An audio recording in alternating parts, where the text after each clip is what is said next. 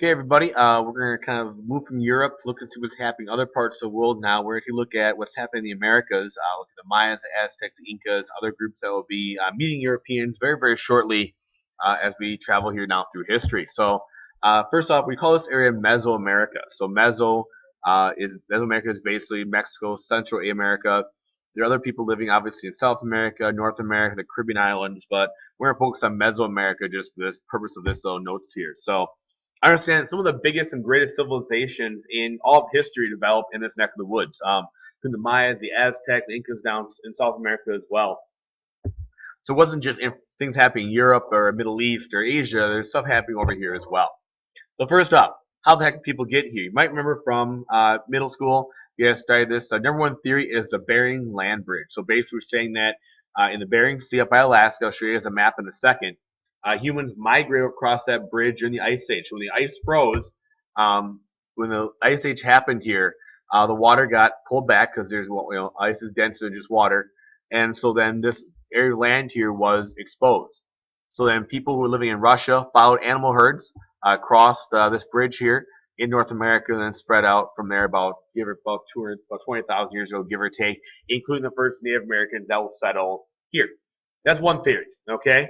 That people came here via this land bridge. The other theory is coastal migration. That people from Asia, using canoes, went from island to island, coast to coast, and eventually settled on the western coast of Alaska, California, South America, so on and so forth, and settled there, then moved from west to east. So both those theories are good. We haven't proved one or the other. The most usually widely accepted theory is going to be the Bering Strait, the Bering Land Bridge theory, but like I said, it's up to you what you want to believe. So first up, where do people live? We're starting with the ancient Maya. We're going to start up here. They live on the Yucatan Peninsula. So it's a little peninsula that sticks out of Mexico here in now Central America. So modern day Mexico, Guatemala is in that neck of the woods, okay, Belize.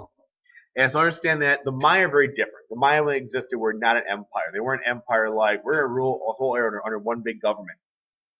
They were a lot more like Greece, okay? They had little city-states. Every city-state had its own ruler, own laws. The only thing common to them, much like the Greeks, were language and religion. They were very, very similar that way.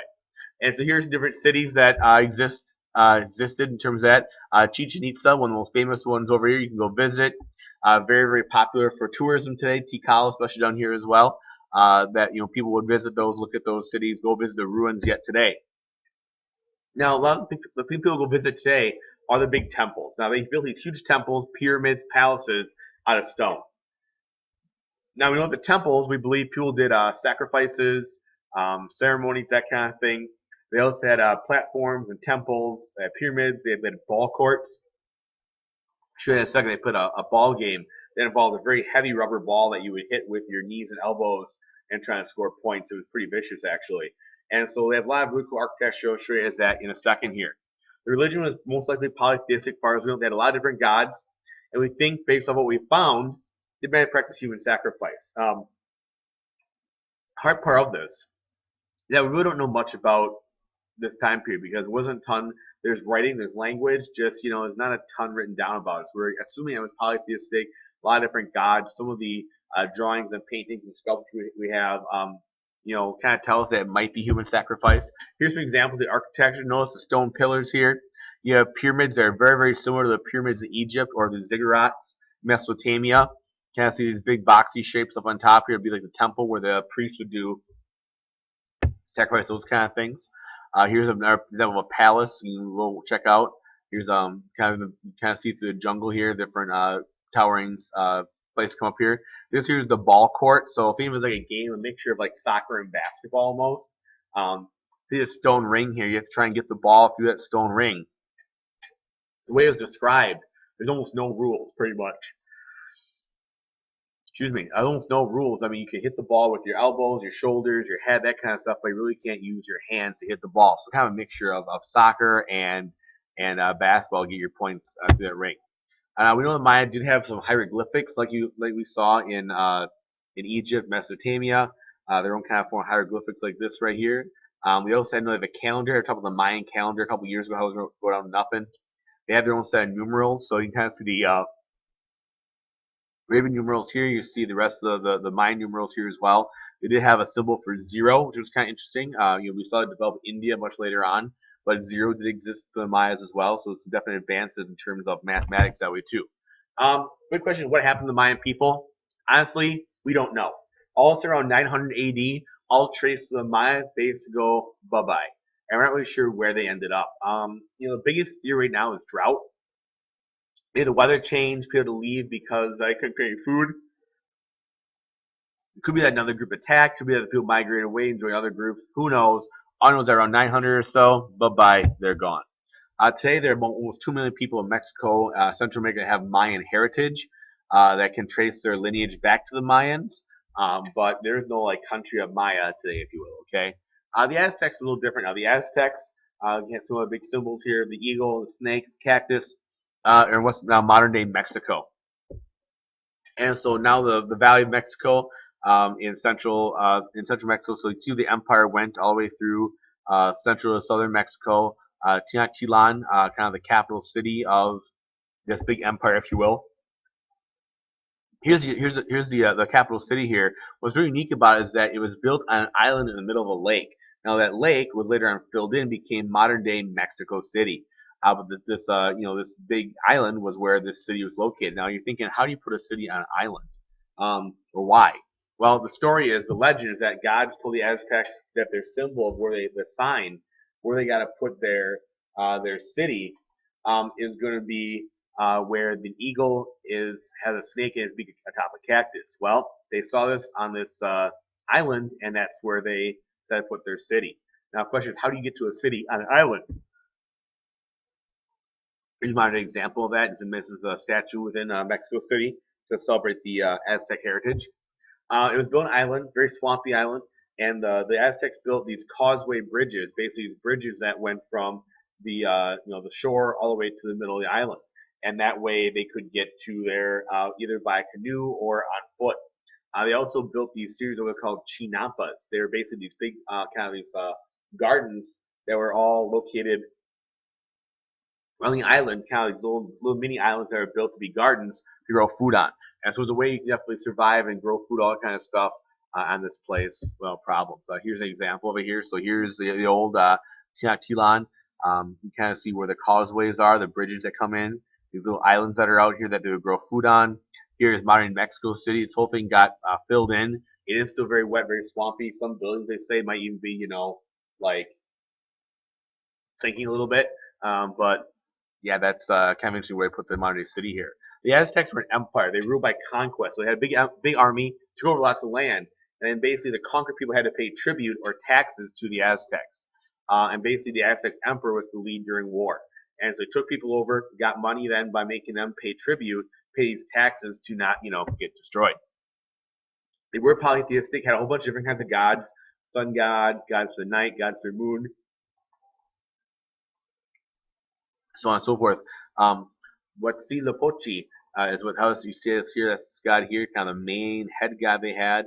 They always met huge, massive temples and pyramids that you still find the ruins of today in Mexico City. So here you see pyramid of the sun, pyramid of the moon, where you go on top of these pyramids, do your ceremonies. We do know that human sacrifice was very, very common. So we know that from some of the records and some of the information, drawings and stuff, we found that up to 84,000 prisoners from war would be, sacrificed to make sure the sun came out every single day.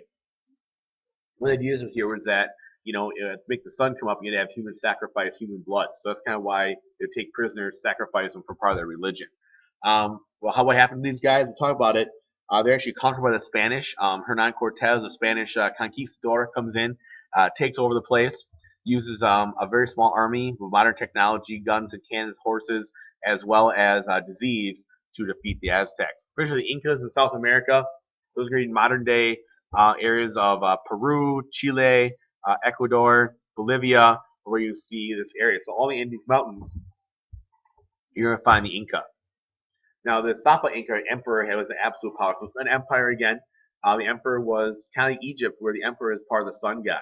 And so the emperor is also a religious leader, like we saw in Egypt. So very, very similarities between the areas we find in Latin America, the Americas, as with the big Middle Eastern empires we had as well.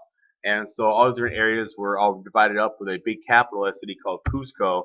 You find it right there. Have you ever seen Emperor's New Groove? Kind of based around the same thing here, that Disney flick. They united the empire by building roads. They had these roads that went through the mountains, so you could have runners. So the runners would go, run a certain way, hand the message up, run another stretch, hand the message up, run another stretch, all through the mountains. They had bridges across the gorges like this here, almost like Indiana Jones kind of bridge. Not sure I want to go across that. They were able to get messages very quickly across this empire by way of assist with runners.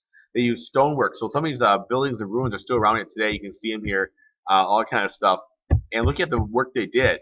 The stone was put together so tightly, cut so perfectly that there's no mortar, there's no cement holding together. You can't even fit a piece of paper in them sometimes. Just like we saw in Egypt, technology really, really great here. They were polytheistic. Inti was a sun god. Whole different kind of gods they had to control the life. This main god was the sun god.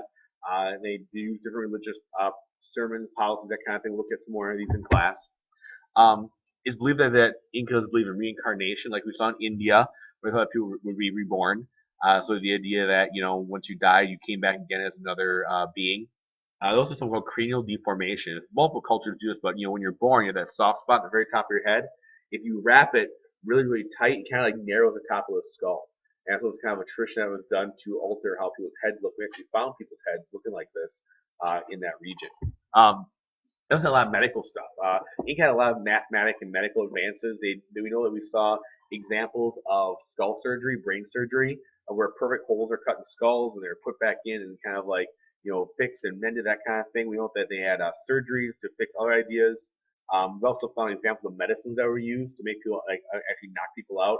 Herbs, that kind of stuff could make people unconscious and knock them out during surgery like we do today. So all those advances is definitely a big part of it. Organization-wise, every single person had a certain job to do, and they actually kept records of everything. They had a record of keeping records on pieces of rope with knots, and that was a way to keep record of all what you had to do. So every family had a certain job, where you were a weaver or a farmer, or whatever. You had a certain job like that. During a certain part of the year, kind of see this note down here, the government made you go work on a government job. So maybe part of the year you farmed. Now, a couple part of the year, you went and you worked on a road, you worked on a bridge, that kind of thing, to help people out. The government officials also arranged marriage between families. So there was no such thing as a love marriage here, kind of like you saw in India. They arranged marriages, those kind of things. So definitely very different kind of cultures we see here. Some very similar things, some very different things going forward. What happened to the Inca Empire? Well, they had a little different kind of thing. They met the Spanish too. Europeans came over eventually, talked to them. There was a civil war going on. But then they also got sick with smallpox or diseases brought by Europeans, and they all died out. And the Spanish, a guy named Francisco Pizarro, finished them off and took the place over. You guys would notice here that there are a lot of different people here, a lot of different cultures, traditions. Some things are very, very similar to the ancient civilization we've seen in other parts of the world. Other things are very, very different. We'll do more detail on these in class for a couple days, guys. Do a little online research as well. Look at a few things and see how the relationship is going to be when these guys here meet the Europeans that come over as well. Thanks a lot, everybody. We'll talk to you later.